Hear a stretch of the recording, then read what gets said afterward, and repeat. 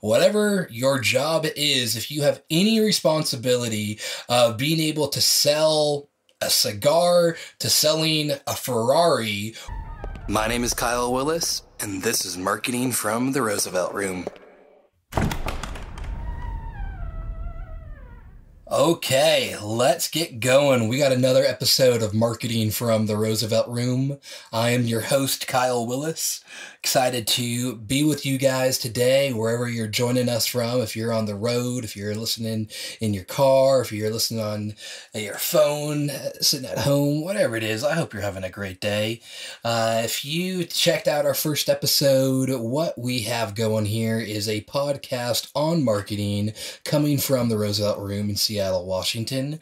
And here in the beginning, I'll be just being able to bring to you a few conversations, a few thoughts I have on marketing as a whole, from a sales perspective, from mindset, from tactics, from implementation. Here in the beginning, it will be me you get the pleasure of listening to. Then as we get going, a few episodes later, I'll start bringing in some experts to join me in conversations as it relates to marketing to support your business and give you the practical insights you need to grow. So, as we are here today, if you saw our title for this episode, I've been using a quote I love from our man, Teddy Roosevelt, and we'll use this as a foundation for our topic of conversation.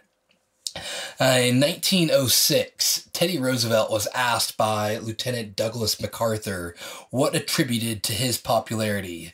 You see, Roosevelt was loved by the public. Whatever side of the political spectrum you fell on, it was hard not to love the guy, as he was a magician at being able to bring both sides together and find common ground and be able to create peace amongst parties that normally could not find a way to get along. In fact, if you don't know, Teddy Roosevelt was the first American to ever win the Nobel Peace Prize. So what happened here in 1906, MacArthur, seeing just how beloved Roosevelt is, asked him, what is attributed to your popularity? Why does everybody love you? And Roosevelt's response to MacArthur was that he put into words what is in the hearts and minds that people don't know how to communicate what they really want, what they really need. And my job as president, my job as their leader, feel like it was the best idea ever. I imagine what Roosevelt would have been like if he was in sales. For a guy known to say, if you got them by the balls, their hearts and minds will follow. Kid you not, that's a real quote by Roosevelt. This guy understood something most of us fail to comprehend when it comes to sales. People buy out of emotion and justify out of logic. Certainly didn't create that phrase. You may have heard that before, but it's a school professor, Gerald Zaltman, said that 95% of our purchase decision making takes place subconsciously.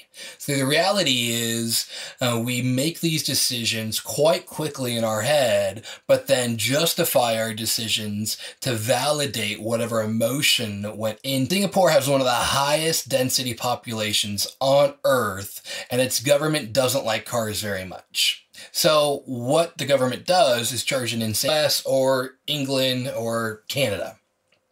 But there are no long stretches of winding scenic roads in Singapore, and the top speed limit is 90 kilometers per hour. So if you are wanting to take that hot rod out for a drive across Highway 1, not going to happen in Singapore per person than almost any other country on the planet. No one in Singapore needs a Ferrari. They need a Toyota Prius. A Ferrari is a ridiculous car to own in this particular country. There's not a single place on the island that a Ferrari would be fun to drive. It's nearly impossible to get a supercar past second gear in Singapore. So, considering that Singapore is also one of the most expensive places to buy a Ferrari, I mean, practically it's about 4 to 6 times more expensive than it is in the US or in England, why do so many people own them in Singapore? However, we'll do very well if we figure out what people want and figure out how to get it for them. See, need is logical and want is sell what someone wants but deliver what they need. Effective sales in any business begins by meeting the emotional needs of your audience. That is what we're going to be focusing on, to give them the empirical evidence to help them justify the decision. Once again, we feel and then we think, we buy out of emotion, we justify out of logic. So as experts, our clients, our customers are coming to us looking for guidance, for our expertise to appease their concerns, give them confidence in our abilities, and faith that they'll be better off with us than if they went with someone else. The problem, they don't know how to communicate this. They need you to take what's in their hearts and minds and put into words so it comes out of their mouths. This is what Teddy understood so well that I think this quote is so relevant for us as business owners, sales representatives, whatever your job is. If you have any responsibility of being able to sell a cigar to selling a Ferrari or some type of high valued service, understanding how to first discover the wants of your customer and then communicate what Jim, and I'll call my employee Bob, obviously not real names, and to give you a little glimpse in the story, this is still an active client of ours, so things have been turned around quite well to get ahead. But back to the story, Jim came to me saying, all right, Kyle, I've hired you to run our AdWords and we're seeing some sales, but we're just not seeing much. I'm a bit frustrated. I think we should be doing better. So, all right, Jim, well, tell me, what do you feel is your frustration? What do you feel that the challenge is? And as he said, I keep telling Bob that I want him to run these ads and go after these types of products that we sell. And we're just not selling many of those products. So I don't know if he's doing a bad job or what's going on, but we're not getting many sales. So let me connect with Bob, as he's the one managing your account, and really he's a bit frustrated. Would love to know what's going on your end. Bob said, man, Kyle, I'm having the hardest time because Jim keeps coming to me asking me to change the products we're going after, changing the keywords, and because of the limited budget we have and time and how often he's wanting to make these changes, I don't get the opportunity to really optimize these campaigns because we're changing so much. And because of the constant change, there's not enough data for me to really act on and optimize. It's basically start, stop, start, stop. And if we could really give some time to being able to run on the products that are most important to Jim, I think we'd actually, we can't be, that can't be happening. So I went back to Jim. I said, hey, Jim, here's what the challenge Bob's having is that we're changing so much, and explained to him what Bob had to say. And Jim said, Kyle, I've hired you to be the expert. I need you to tell me that. I need Bob to tell me that's a bad idea. We just started this campaign. We need to give it a little bit more time. So you're absolutely right, Jim. That is absolutely our job to be able to tell you that. And I'll make sure my team does that and has the confidence to be able to speak that up. And it was such an eye-opening to me, first off, to make sure my employees know what it means to be hired as the expert, what it means to guide our clients in this journey of we deliver what they want. We have to then bring the empirical evidence to show those results, and if something that they want is not going to be of service to them, be able to help guide them to see what the value is to let a campaign run longer, what the value is to not change so quickly, be able to guide our customers, our clients, and help deliver what they want. The end goal for this client for Jim was to be able to say, we made more sales. He didn't really care what the keywords were. He didn't care how long a campaign was. At the end of the day, all he wanted to know is, did you make me more money than what we spent on those ads? That's what his emotional status was. And any frustration, these guys aren't doing a good job. And Bob saying, man, I'm an expert, but I'm trying to make you happy and do what you want, needed to be able to say,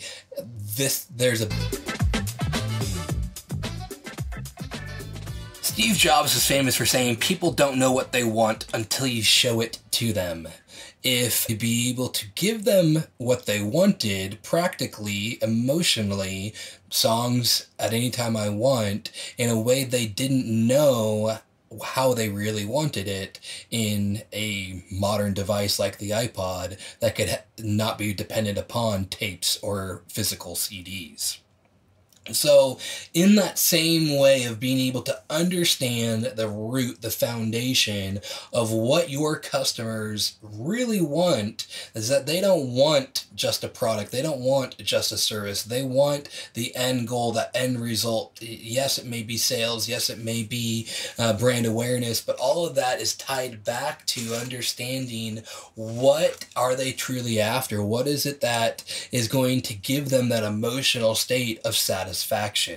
And so it is your responsibility to understand those customer wants and then what they think they need, what they think is going to bring them what they want, and be able to deliver on that in addition to what they really need. As we understood that Jim was looking for more sales in specific products, we knew that, all right, Bob, you got to be able to communicate to him and lead him, guide him to be able to say when those products need to end, when those products need to stop, and when those products need to change out, and be able to say, yep, this is the right time. No, Jim, we're not ready yet, and guide him in that process, because at the end of the day, all Jim's going to hold us responsible for is, did you make me money or did you not?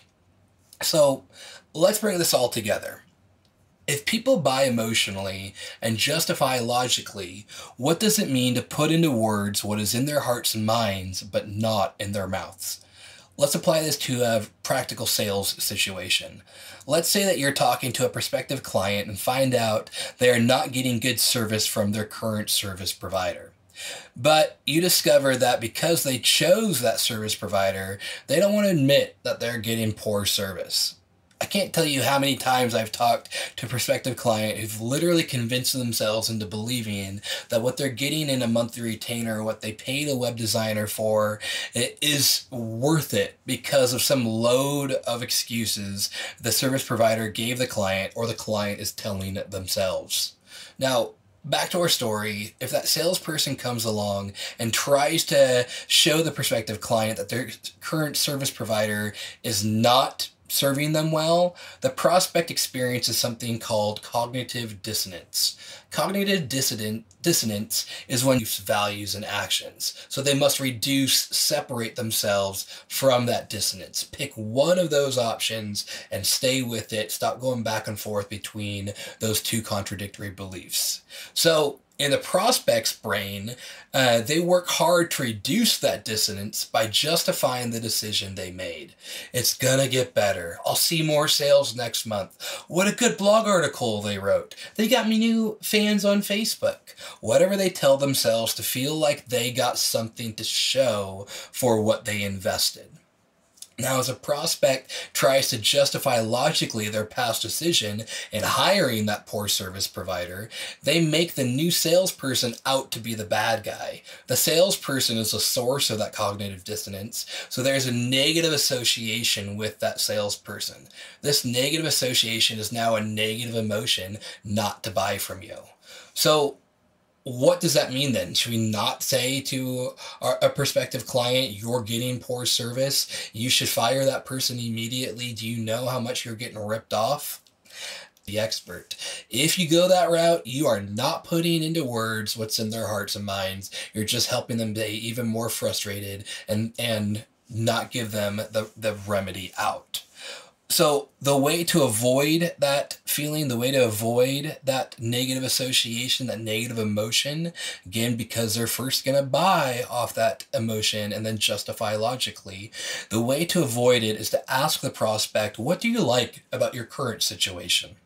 When you ask people what they like, you trigger their negativity effect or bias. If there are negatives, even though you asked them what they do like, they're going to point out what they don't like.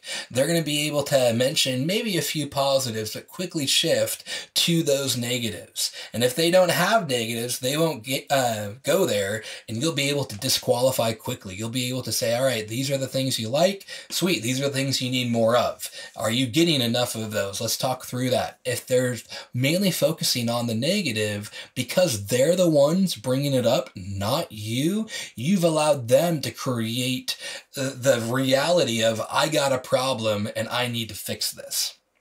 So in that, you'll be able to emotionally speak to what they like, what they want to see more of, and then guide them through this process of how what they really need will give them more of what they really like. You really like seeing X, Y, and Z. This is how you generate more of that. Are you doing that currently, or would you like help to create more of what you really like? This approach, it's also, if something isn't dangerous or fascinating, our brains will go into autopilot and dismiss that thing. When you do the unexpected, you are engaging in it will always make them feel the negative. So if we help them, if we allow them to speak to their pain by making them feel the positive side, this is where the fascination comes and helps them start paying attention of, man, I actually really like talking to this person. They're very positive. And then you empower them to highlight the good, point out the bad, and it gives you that stage to then create more positives by eliminating the negatives. Because they brought up what they aren't liking about their current service, for opportunity and option out there, even if that means they aren't going to work with you. And so often when I'm on a call with a prospective client, I'll let them know in our call, they give you the option of what else you should be doing that someone else can deliver on, and make that introduction to who the right person is that's going to serve you. So again, as a prospect recaps what they like, they're going to give you the insight to their emotional state. Most likely, they'll explain why they liked it or whom else liked it if they have someone to report to, meaning if their boss is the one who's going to be the one to decide who to hire you or not. They know that this is what my boss is looking for, this is what my customers are looking for, and therefore I want to deliver on what they like to see. We've listened and we'll give it to them, but better yet, you fascinated them with the beauty of what could be by listening to what is positive in their mind and in their current experience. You said, I'll appease you with what you want, but there's something you may not know or even want yet, but when I'm done telling you about it, you're not going to be able to live without it. If you ask expected questions in the sales process, the prospect's brain will go into autopilot. If you do something fascinating, the prospect's going to pay attention. This is what will set you apart from your competition. This is how you put into words what's in their hearts and minds, but not in your mouths. Hey, I want to thank you very much for joining us for this episode of Marketing from the Roosevelt Room. I know you have a lot of options on what podcasts you can listen to, so thank you sincerely for taking the time to join us for this one. If you have enjoyed this conversation, we'd love to keep it going in our Facebook group, Marketing from the Roosevelt Room with Kyle Willis. In that, we have live video, Q&A, and create more of a dialogue. We'd love to keep the conversation going, so please join us on Facebook. Otherwise, look forward to catching you on our next episode. Have a great day.